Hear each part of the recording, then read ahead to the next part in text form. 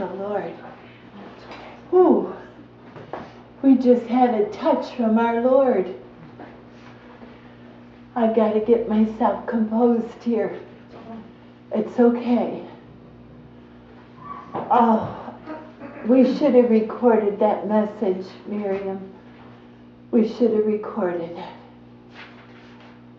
And he says, fear not. I am with you. He goes before us. He goes behind. He goes on the side of us, and he will lift us up. Amen. Am I right? Have I got some of it? He is God, and there is no other. And he is for us. And God is so good. He's getting ready to do a new thing. He's getting ready to pour out his Spirit like never before. And he's getting ready to ignite the fires. The fires are going to start burning in our hearts, in our spirits, in our souls. And I'm going to bring that to you this morning, and I'm getting my composure here. Oh, it's so wonderful to have such a beautiful message from him. I wish those that have tuned in or have hit or whatever you call it, I wish you could be here, because the power of God, the Spirit of God is so strong. And we hear from him. He gives us a message, and he loves us so much. And just come and be with us and sit in this. And so many have come and said, I've never been in a church like this. I'm not saying we're the only church, don't get me wrong.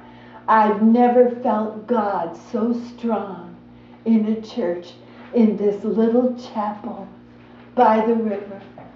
I mean, you drive in the parking lot and you feel his presence. You open the door and he says, like, come in, here I am. I've come to love you. I've come to lift you up. This world is a downer. I mean, it just wants to pull you down and pull you down. Well, I'm here to lift you up. God is here to lift you up. Amen. And give you hope and give you faith. Amen. And say to you, fear not, I am in control. God is in control. Not what we see out there.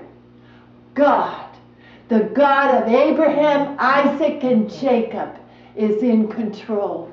Jesus Christ is Lord. Say it. Jesus Christ is Lord. He's Lord over America. Say it. He's Lord over America. He's Lord over our lives. He's Lord over our lives.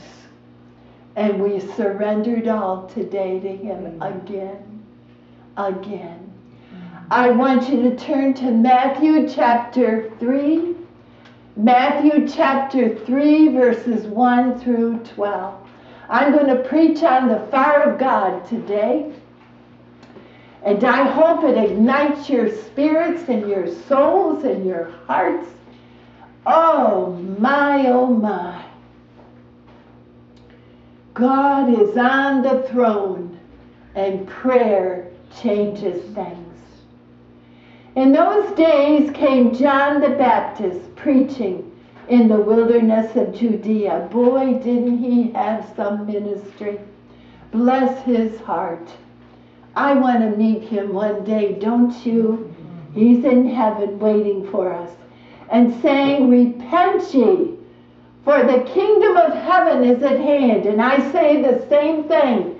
Repent, for the kingdom of God is at hand. For this is he that was spoken of by the prophet Isaiah, saying, the voice of one crying in the wilderness, prepare ye the way of the Lord, make his paths straight. And the same John had his raiment of camel's hair, and a leather girdle about his loins, and he ate locusts and wild honey. Wow, what a sight he must have been. Amen? Then went out to him Jerusalem, and all Judea, and all the region round about Jordan, and were baptized of him in Jordan. What were they doing? Confessing their sins. We need a confessional. We need a spirit of repentance to sweep over this land. But when he saw many of the Pharisees and Sadducees, the old sourpusses, come to his baptism, he said unto them, O generation of vipers. Wow, he laid it on the line, didn't he? Who hath warned you sourpusses to flee from the wrath to come. Bring forth therefore fruits meet for repentance, and think not to say within yourselves, We have Abraham to our father. For I say unto you, that God is able of these stones to raise up children unto Abraham. And now also the axe is laid unto the root of the trees. Therefore every tree which bringeth not forth good fruit is hewn down and cast into the fire. Are you bearing good fruit, beloved? You're a tree of God. I indeed baptize you with water unto repentance. But he that cometh after me is mightier than I. And who is that? Jesus. Dear Jesus, whose shoes I am not worthy to bear. He shall baptize you.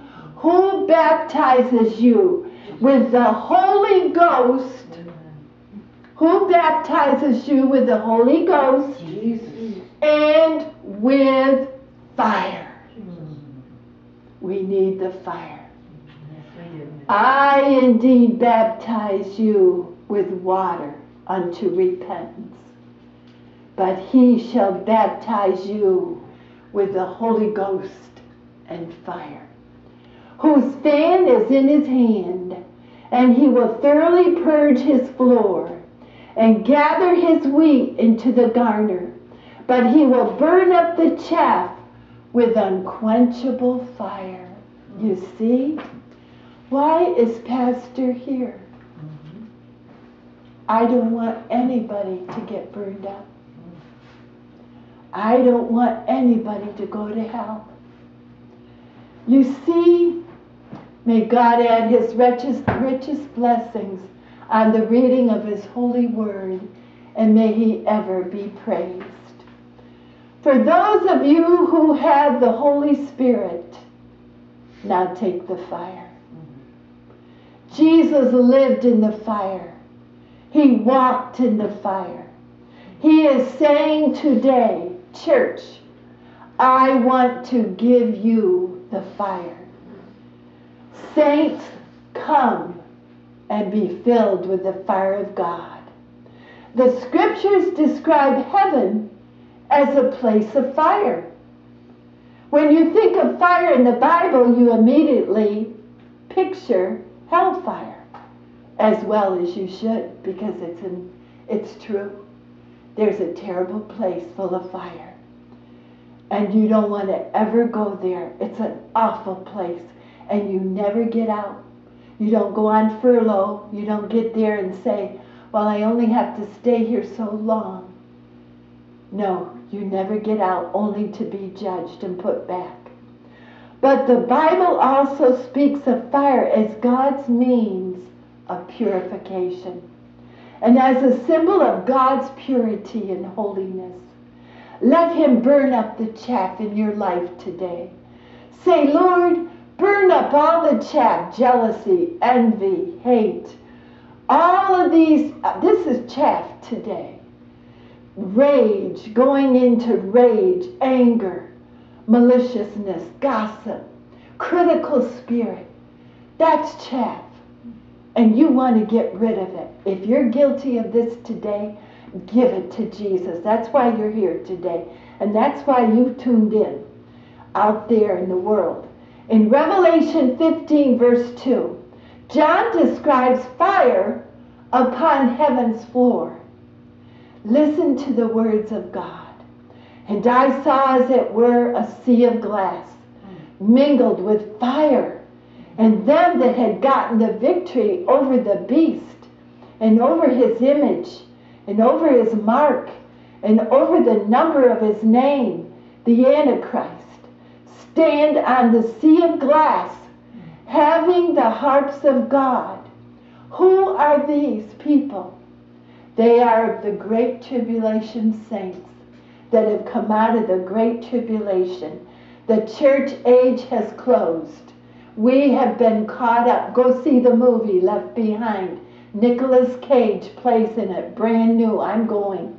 That's what's going to happen when the rapture comes. The economy's going to crash. Everything's going to happen. There'll be just chaos everywhere. This is not the church. The church age has closed, and we're around the throne of God, and we're praising and worshiping him, aren't we? Not only is heaven's floor covered with fire, but God's throne is a flame of fire, so white. Out of the throne proceeds lightnings, which would make prismatic colors flash upon the sea of glass, like the aurora borealis, northern lights. Have you ever seen them? In the heavens, aren't they beautiful? That's the way heaven is.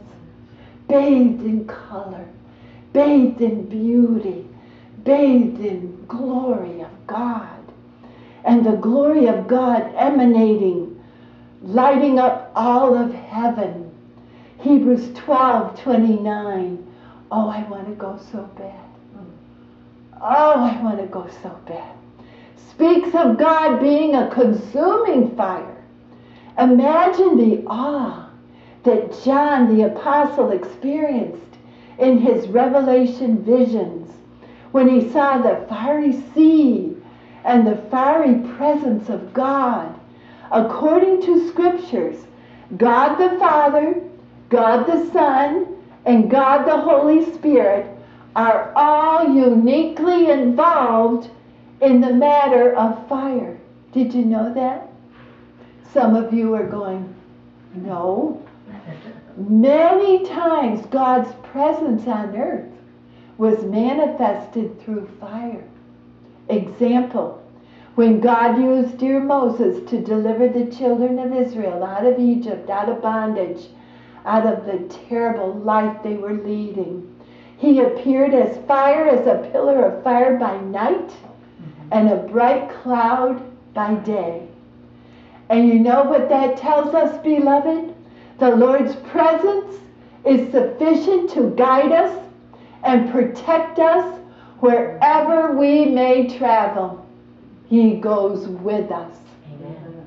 Amen. Praise the Lord that we serve an eternal God. He's never going to die. He's never going to get sick. He's always going to be there. And his power is always with us. God's angels, trillions of them. Trilliads. What is that? We can't count them. They're all around us.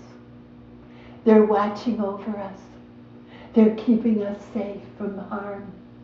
Many times when I go over to Montrose, I know the angels are with me. I know they're all around the car. And when you go to your work, they're all around you. They're all encamped round about us. And our warrior angels are with us. And I'm asking God to send warrior angels to defeat this enemy that is doing what they're doing. I'm not even going to talk about it because this is lifting up time. God's angels actually minister with the fire of God. Lightning, a literal fire, that's what it means in the Greek. We see this so beautifully illustrated in Isaiah 6. A vision the prophet saw. The Lord was sitting upon his throne with an altar before him, where coals of fire were burning,